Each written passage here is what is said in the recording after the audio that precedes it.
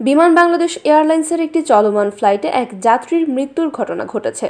তবে ওই ব্যক্তির জন্য ফ্লাইটের পাইলট মেডিকেল জরুরি অবস্থা ঘোষণা করে অবতরণের কোনো পদক্ষেপই নেননি। গেল 12 নভেম্বর এই ঘটনা ঘটে।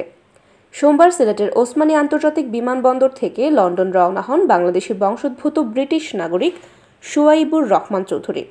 রবিবার ওই ফ্লাইটে ওঠার 2.5 ঘন্টা পর তিনি অসুস্থ হন। পরে তাকে মৃত হিসেবে প্রাথমিকভাবে ঘোষণা করেন ফ্লাইট সংশ্লিষ্টরা।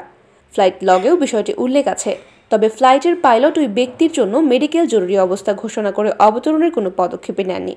তিনি ফ্লাইট চলমান রেখে এরকম ঘটনার আনুমানিক 9 ঘন্টা পর বিমানটি বিকেল 4:16 হিথ্রো বিমানবন্দরে অবতরণ করান। আর ওসমানী আন্তর্জাতিক বিমানবন্দর থেকে উড্ডয়নের 11 ঘন্টা 37 মিনিট পর ফ্লাইটটি হিথ্রো বিমানবন্দরে পৌঁছায়।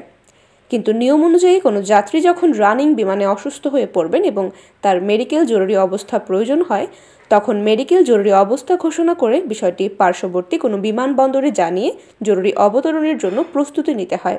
প্রতিটি বিমানবন্দর এরকম পরিস্থিতিতে মেডিকেল জরুরি অবস্থার জন্য প্রস্তুত থাকে।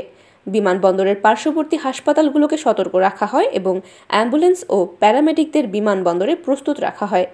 যাত্রী অসুস্থ হয়ে যাওয়ার পরও পাইলট কাছের কোনো বিমানবন্দরে অবতরণ কেন করা হয়নি জানতে চাইলে pilot in command captain Fazal Mahmud একটি গণমাধ্যমকে বলেন, জরুরি অবতরণের উদ্দেশ্য হচ্ছে তাকে বাঁচানো, জানাজার ব্যবস্থা করা নয়।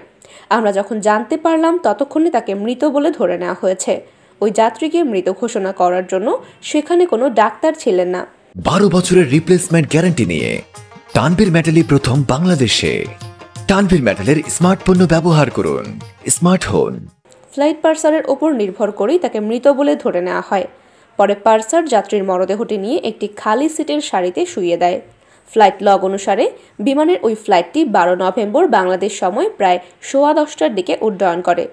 GMT UTC অনুযায়ী সময় তখন ভোর 4:16। আনুমানিক 6:55 UTCতে কেবিনের প্রধান ফ্লাইট পার্সার পাইলটকে একজন যাত্রী সম্পর্কে অবহিত করেন। অসুস্থ ওই যাত্রীকে অক্সিজেন দিয়ে প্রাথমিক চিকিৎসা দেওয়া হচ্ছিল। 7:25 পার্সার তাকে মৃত বলে ধরে নেন। বিমান সংশ্লিষ্টরা বলছেন, ফ্লাইট পার্সারদের মূলত যাত্রীদের প্রাথমিক চিকিৎসার জন্য রাখা হয়। তারা প্রশিক্ষিত তবে পেশাদার নয়। বিমান বাংলাদেশ এয়ারলাইন্সের লন্ডনের কান্ট্রি হেড ইর্তেজা কামাল চৌধুরী বলেন, বিষয়টি নিয়ে এখনও তদন্ত করা হয়নি। হিথ্রো বিমানবন্দরে অবতরণের পর কর্তৃপক্ষ দায়িত্ব নিয়ে সংশ্লিষ্ট সবার সাক্ষাৎকার নেয়। পুলিশ ও চিকিৎসা পেশাদারেরা তাদের কাজ করেছেন।